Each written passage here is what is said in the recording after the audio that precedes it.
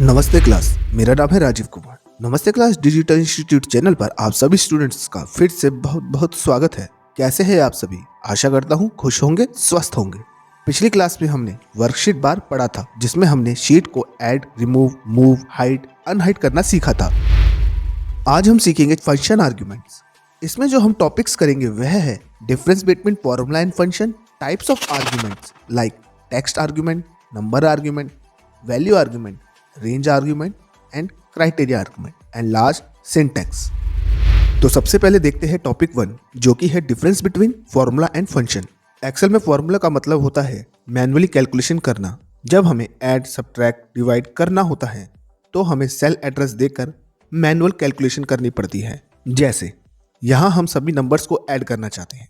Add करने के लिए एक्सेल में पहले से एक फंक्शन होता है, मगर हम यहाँ फॉर्मूला लगाकर ऐड करना चाहते हैं तो उसके लिए हमें इक्वल साइन लगाकर सेल एड्रेस टाइप करेंगे या उस सेल को सेलेक्ट करेंगे जहां वह नंबर लिखा है, फिर प्लस साइन लगाकर दूसरे सेल एड्रेस को सेलेक्ट करेंगे, फिर प्लस साइन लगाकर तीसरा सेल, फिर प्लस साइन लगाकर चौथा सेल, ऐसे ही सेलेक्ट करते रहेंगे और एंटर मार देंगे। एंटर मारते ही हमारे नंबर्स का सम हो जाएगा।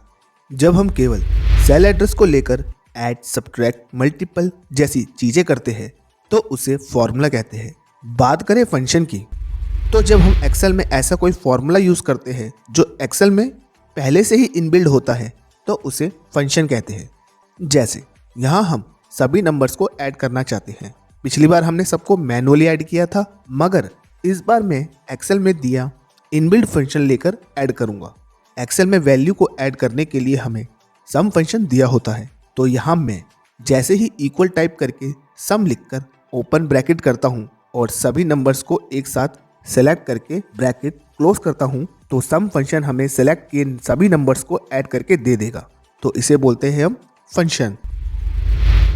फिर बात करते हैं टॉपिक 2 की, जो कि है function arguments and types of function arguments की। आर्ग्यूमेंट्स का मतलब ये होता है कि जब हम कोई फंक्शन लगाते हैं तो फंक्शन कंप्लीट करने के लिए फंक्शन की कुछ डिमांड्स होती है। जैसे हम सम फंक्शन लगाते हैं तो फंक्शन लिखकर ब्रैकेट लगाकर नीचे में कुछ हिंट डिस्प्ले होते हैं।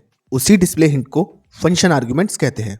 फंक्शन आर्ग्यूमेंट्स 2 प्रकार के होते हैं। पहला रिक्वायर्ड आर्ग्यूमेंट्स, दूसरा ऑप्शनल आर्ग्यूमेंट्स। रिक्वायर्ड आर्ग्यूमेंट्स कोई भी फंक्शन लगाते वक्त फंक्शन ब्रैकेट में अपनी कुछ डिमांड रखता है और बिना उस डिमांड को पूरा किए हम फंक्शन रन नहीं कर सकते। तो जो भी डाटा हम ब्रैकेट के अंदर टाइप करते हैं उसे रिक्वायर्ड आर्ग्यूमेंट्स कहते हैं। और दूसरा होता है ऑप्शनल आर्ग्यूमेंट्स। स्क्वायर ब्रैकेट में दिए आर्ग्यूमेंट्स को ऑप्शनल आर्ग्यूमेंट्स कहते हैं। ऑप्शनल आर्ग्यूमेंट्स में हम बिना इनपुट्स दिए भी फंक्शन को रन कर सकते हैं।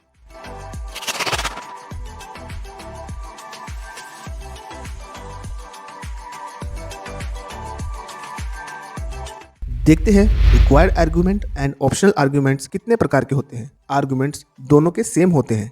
जैसे टेक्स्ट आर्ग्यूमेंट्स। एक्सेल में जब हम कोई ऐसा फंक्शन लगाते हैं जो टेक्स्ट रिलेटेड फंक्शन होता है तो उस फंक्शन के आर्ग्यूमेंट्स की रिक्वायरमेंट टेक्स्ट रिलेटेड होती है। जैसे यहाँ मैं टेक्स्ट रिलेटेड फंक्शन लगाता हूँ इक्वल साइन प्रॉपर फंक्शन। अब जैसे ही मैं ओपन ब्रैकेट लगाता हूँ आप देखेंगे function text related arguments demand कर रहा है। तो जैसे ही मैं इसको टेक्स्ट वैल्यू दूंगा तो यह फंक्शन रन कर जाएगा।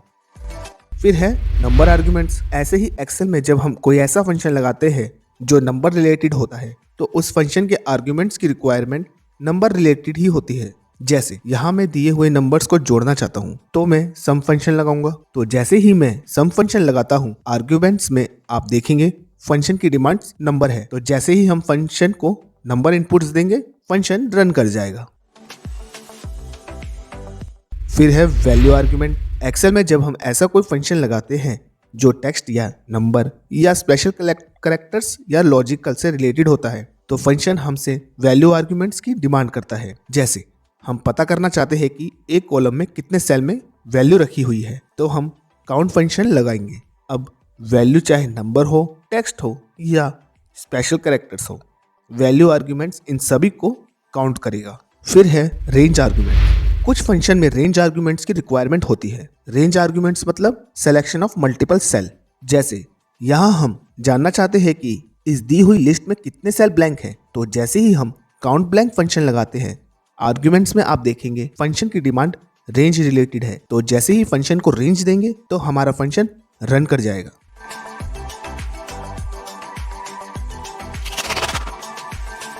फिर लास्ट आता है क्राइटेरिया आर्ग्यूमेंट्स। कुछ फंक्शन के आर्ग्यूमेंट्स में क्राइटेरिया वर्ड्स आता है। तो क्राइटेरिया का मतलब है कंडीशन। जब हमें डाटा से सिंगल कंडीशन निकालनी होती है तो फंक्शन हमें क्राइटेरिया आर्ग्यूमेंट्स देता है। जैसे हम जानना चाहते हैं कि पूरे मंथ में कितने कंप्यूटर सेल हुए, तो जैसे ही हम सम इफ फंक्शन लगाते हैं, आर्ग्यूमेंट्स में आप देखेंगे फंक्शन की डिमांड क्राइटेरिया है, तो जैसे ही हम यहाँ कंप्यूटर लिखते हैं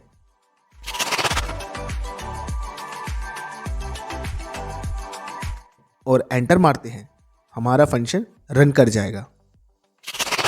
फिर बात करते हैं टॉपिक 3 की, जो कि है syntax. Syntax display the order of arguments, मतलब कि किसी भी फंक्शन को लगाते समय हमें उसे उसके आर्ग्यूमेंट्स देने होते हैं, तो वो आर्ग्यूमेंट्स किस ऑर्डर में देने हैं उस ऑर्डर को सिंटैक्स कहते हैं। जैसे यहाँ हम सम फंक्शन लगाते हैं, तो जैसे ही मैं इक्वल सम करके ब्रैकेट लगाता हूँ तो नीचे हमें फंक्शन के रिक्वायर्ड और ऑप्शनल आर्ग्यूमेंट्स शो होने लगेंगे। तो हमें किस ऑर्डर में फंक्शन को आर्ग्यूमेंट्स देने हैं उसे ही सिंटैक्स कहते हैं।